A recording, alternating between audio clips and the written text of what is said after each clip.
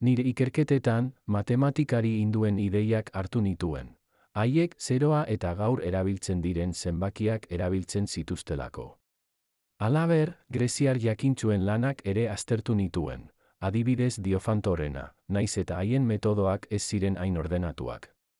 Horiei esker idatzi nuen nire liburua.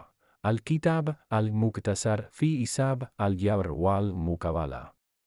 Liburu horretan pausoz pauso azaldu nuen nola ebazten diren ekuazioak. Handik atera ziren nire formulak. Lehen mailako ekuazioetan, azaldu nuen batzen edo kentzen dena beste aldera pasa daitekeela zeinua aldatuz. Bigarren mailako ekuazioetan, erakutsi nuen nola osatu karratua soluzioa aurkitzeko.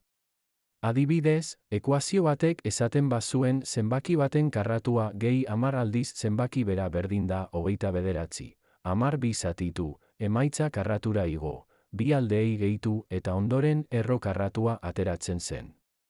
Nire formulak ez ziren gaur egungo ikurrez idazten, baina urrats berdinak azaltzen zituzten.